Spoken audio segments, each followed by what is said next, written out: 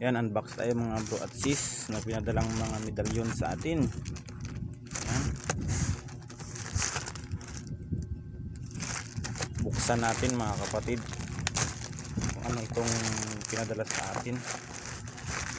Kasi tatlo yung ano dito, yung pina-order kong magiging collection ko mga kapatid. Unang-una itong Trispeko Roma at ang Kristong Hari mga kapatid.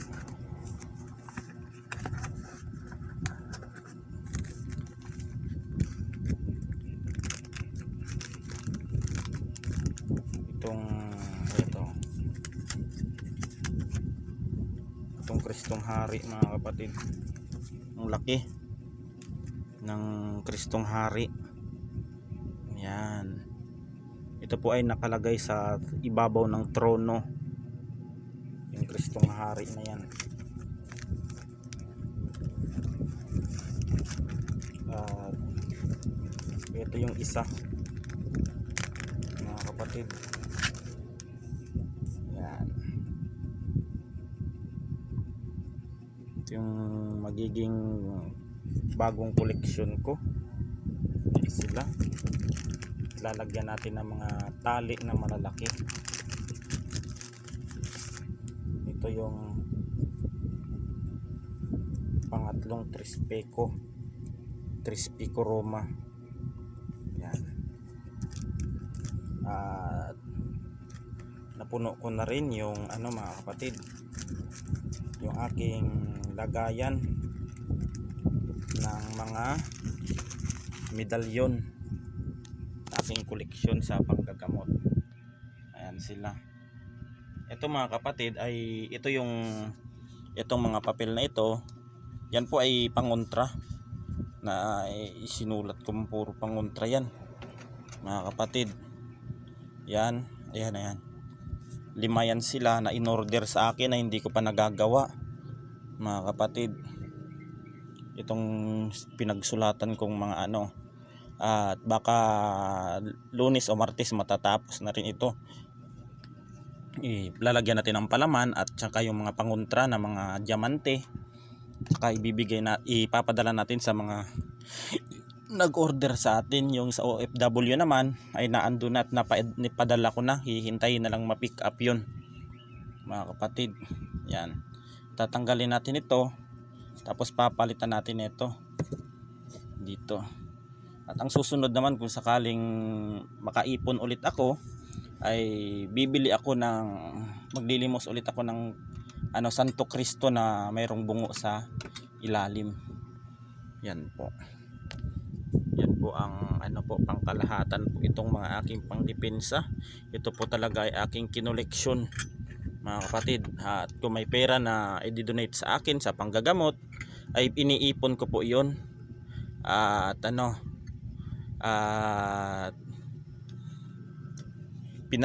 nagpapalimos ako sa aking, dililimusan ko sa mga kakilala kong antingero yung mga gamit. Yan. At ito naman ay sa ano, ito sa pasyente ko sa San Jose Antique. Yan, yung pangontra na iyon. At ito pang 5 na ito, naka-reserve kasi ito. At itong 5 na ito ay gagawin ko pa lang. Ayan, ito sila. Yan. At ang ano ko lang kasi mga kapatid, ang aking ano lang, aking opinion yan. Kasi mas maganda mga kapatid na ang medalyon ang itatangan kung ikaw ay manggagamot, kasi sinasama mo ito sa debosyon. Ngunit pag yung mga pasyente mo lang ay, ngunit kung pasyente mo ay hindi mahilig sa medalyon, kasi ang medalyon po ay, sabi daw nila, maraming bawal, pero sa akin ay magkaiba po. Itong mga medalyon na ito ay nakakadagdag itong depensa sa ating katawan. Kumbaga ito sa spiritual ay ay tinatawag na parang bulletproof natin ito. Pag sakaling bibirahin tayo ng ating mga kalaban, ito, ang mga amulet na ito ang unang sasangga sa mga birada ng ating kalaban. Ayan, bubuhayin to, kukonsagrahan at kukonsagrahan ito at bubuhayin mga kapatid. at dadaan ito sa tamang proseso para mabuhay ang mga gamit. Pagkatapos nito mga kapatid, ito ang sasangga sa inyo, sa inyong katawan pag kayo ay inatake spiritual. Yan. Pero pag sinasabing physical o isusubok, ipapasubok yung mga ganitong gamit, ipapabaril o kung ano, sa katangahan yun mga kapatid. Sa totoo lang, ang ating mga gamit ay hindi dapat sinusubok. Ayan, hindi dapat pinapabaril. Pag pinabaril ninyo itong mga gamit ay ipapahiya kayo nito. Ipapahiya kayo ninyong gamit at hindi kayo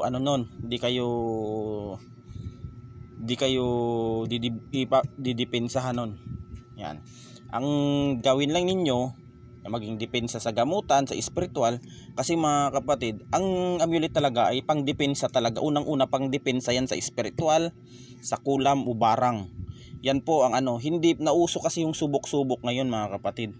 Talagang kung susubukin mo at babarilin talaga yan, at mahina ang debosyon ninyo, at dasal ninyo dyan pang buhay, pang konsagra, ay tatablan yan. Tatablan ng inyong gamit. Totoo lang mga kapatid, totoo. Tatablan niya, bala ba naman yan? Ang mga baril ngayon o ang mga kalibre na mga puro mga high power na ngayon. O di tulad dati mga paltik, mga kung ano-ano. Ngayon ipapahiya kayo ng mga gamit ninyo. Kaya dapat yan po ay inaalagaan at ginagamit sa gamutan, yan sa pangnegosyo, hindi ginagamit sa pag susubukin para sabihing buhay o may bisa. May bisa po talaga ang mga gamit sa spiritual. Depende po sa nagtatangan kung gagamitin nila ito sa maganda o sa mabuti. Nasa tao kasi yan. Nasa tao ang pagdadala ng mga gamit mga kapatid. Dalawa lang ang papaglagyan. Yung iba naman gustong magkaroon ng gamit. Yan. Gagamitin sa masama, gagamitin sa pagnanakaw. Totoo yan mga kapatid. Ang i-share ko lang sa inyo, mayroong kumuha sa akin ng gamit mga kapatid. Ang daming kaaway, daming taga Cebu yung lalaki na yun. Gustong magkaroon ng gamit. Namilit sa akin. Ginawan ko ng gamit. Yan. Ginawan ko ng gamit, yung ganito. Kasi antimano kasi mga kapatid. Pag puro orasyon kasi ang nasa katawan mo, ganito o ganito. Antimano yan, pag pinatungkulan mo yan, kikilos yan kasi mga dasal yan, mga buhay na salita yan. Dasal. Ginamit sa masama, yun, nagnakaw, kung ano ang pinagagawa. Yun, nagkumpiyansa yung tao kasi may mabisa yung gamit, may mga tagabulag, tagulilong, hindi makita ng kalaban ay ginamit sa pagnanakaw. Tapos sinisi walang bisa daw. Talagang kasi pag ginamit ninyo sa kasamaan ang mga gamit ng isang tao, yan, pag ginamit sa kasamaan ay ipapahiya kayo niyan mga kapatid. Ipapahiya kayo niyan. Sa totoo lang, hindi kayo sasamahan yan sa pag ginamit mo yan sa sa mabuti ay maganda ang maidudulot. Yan mga kapatid. At kung sa akin lang talaga na lang yung hindi na ako nagagawa ng pangontra na tinatawag na may mga tagabulag sa spiritual. Meron sa spiritual pero pag sa na pangontra na para tagabulag sa kalaban, yan. Kasi mga kapatid, ginagamit nila sa hindi maganda. Tagabulag, ginagamit sa pagnanakaw para hindi makita ng may-ari. Ay pangit yung ganun. Yan yung ko mga kapatid. Yan yung gagawin ko na lang ngayon, ay napagpasyahan ko na pag may magpapagawa sa akin ng pangontra ay pangontra sa spiritual na lang, depensa sa kulam, ang lunas sa kulam, yan, ang tinatawag na lunas, kalas, wasak, yan, at iba't ibang uri ng pangontra sa itim na mahika ang gagawin ko ngayon. Pangontra sa spiritual, hindi na ako gagawa ng pangontra sa sa physical mga kapatid.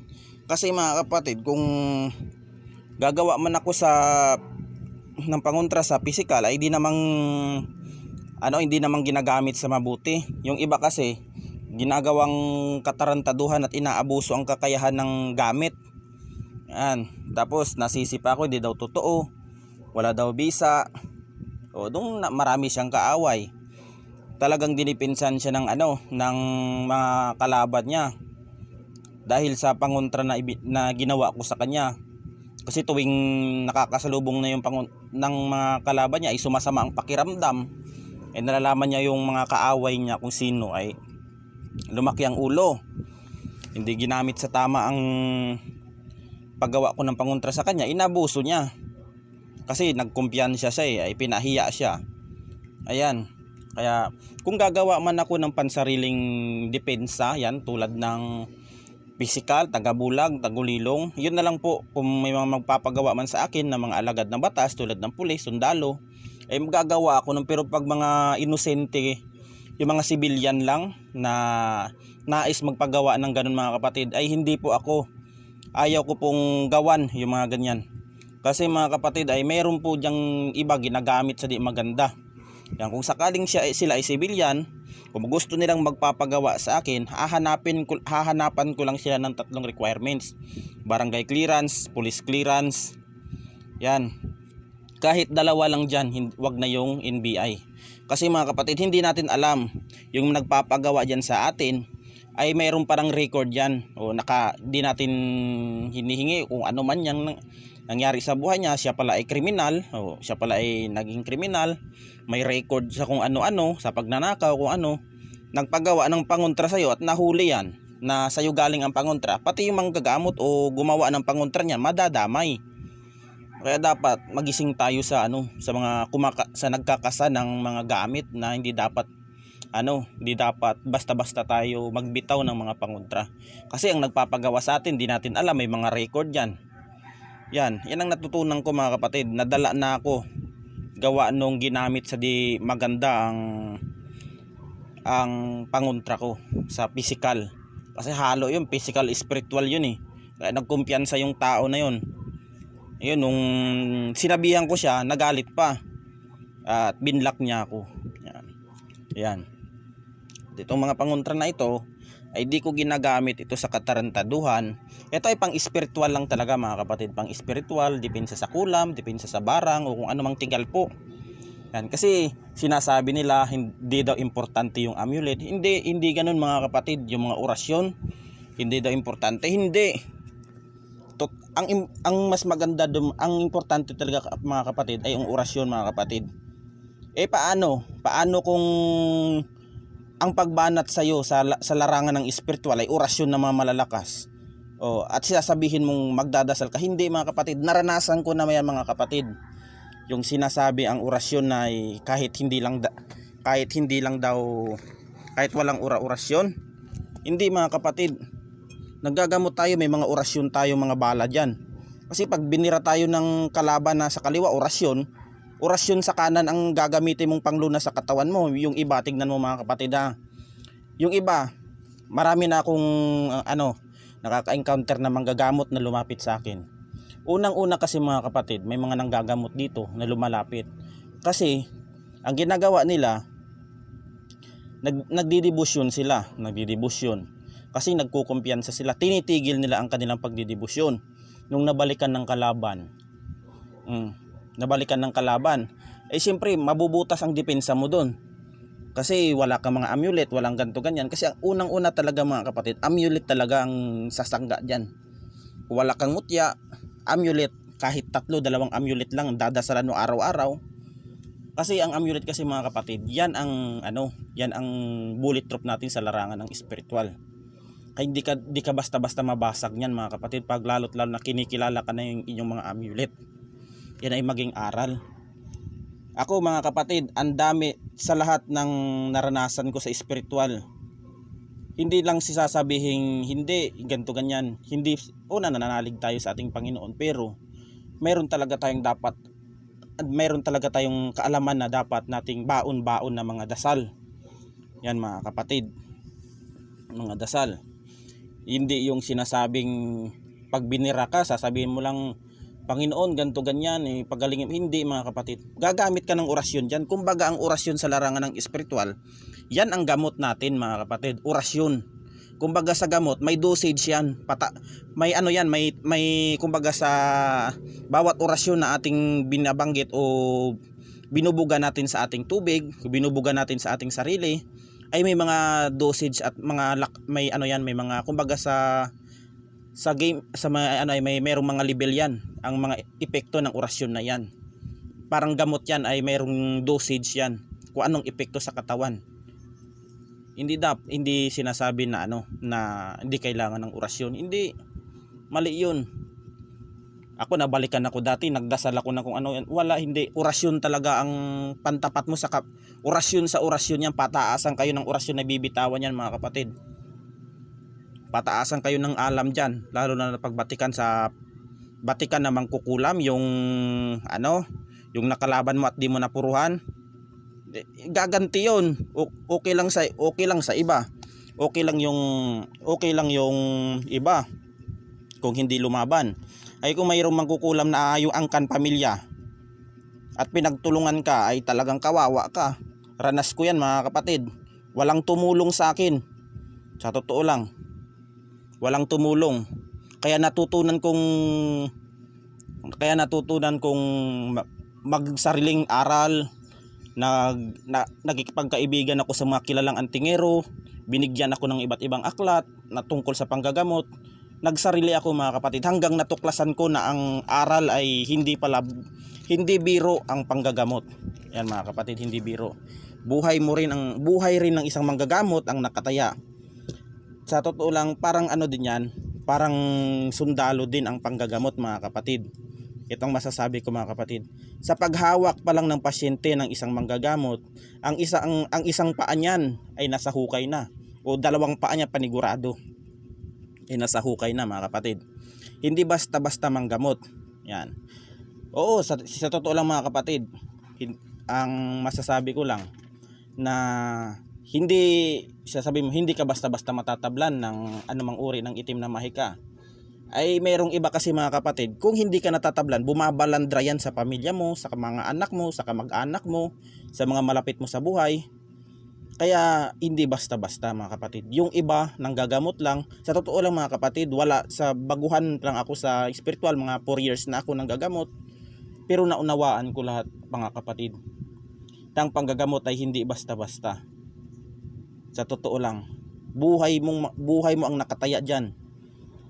Lahat ng hindi mo maranasan sa hindi mo maranasan sa physical, sa suntukan, maranasan mo sa spiritual, mga kapatid. Kasi sa spiritual, kung wala kang third eye, hindi ka psychic, hindi mo makikita ang mga kalaban mo kung ano ang ginagawa. Okay, kung psychic ka, alam mo ang pamamaraan nila, alam mo rin kung paano depensahan, ulunasan yan, baklasin. Ay kung hindi ka psychic, mga kapatid, ayan ang kasi sa spiritual, mga kapatid, yan, sa hangin yun, ang spiritual yun, sa hangin kayo naglalaban nun, saka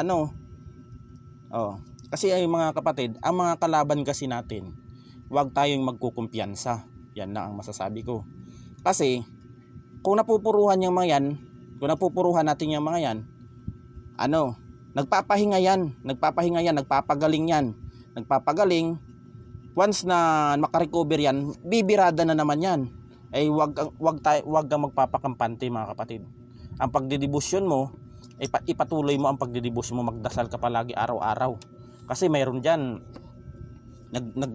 yung kaibigan ko na taga Sambales, mga kapatid, nabalikan yon. Totoo lang, nabalikan yon. Kasi ang akala niya kasi yung 49 days na sinasabi ng manggagamot sa kanya ay okay na yung niya, pwede na siyang manggamot. Tinigil niya yung pagdadasal na, nagkumpiyansa siya, mga kapatid. Ay yung ginamot niya ay ginamot niya nung mga ilang araw, ay napuruhan niya yung mangkukulam. Hindi naman kasi, mga kapatid, na sinasabi nilang pag ginilitan ang mangkukulam ay namamatay. Meron kasing iba, mga kapatid, oo, namamatay yung ibang mangkukulam, pero kalimitan pag mamatataas ang mga antas ng mangkukulam, minsan po, mga kapatid, ay nagkakasakit lang yung mga yan. Marami akong nakakalaban dito sa amin sa lugar.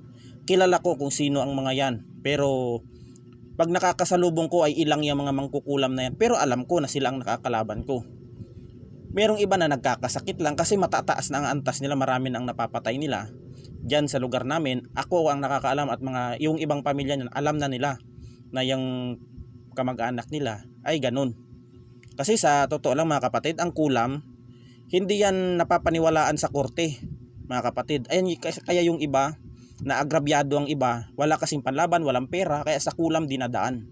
Kasi sa korte yan, sa mga abogado, hindi napapaniwalaan yung kulam mga kapatid. Ayan.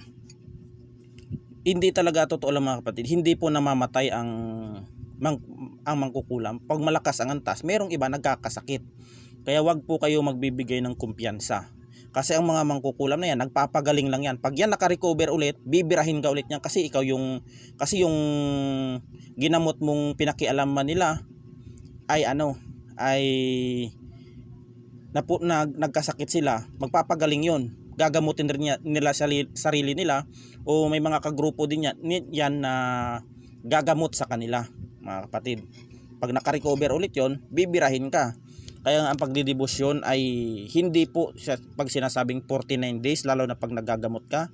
Hindi po pagkatapos ng 49 days ka na lang, pakuyakoy ka na lang, sinasabi mong komportable ka na kasi meron kang wag kang mga kapatid, kasi ang mga kalaban hindi mo alam kung kailan sasalakay ang mga yan.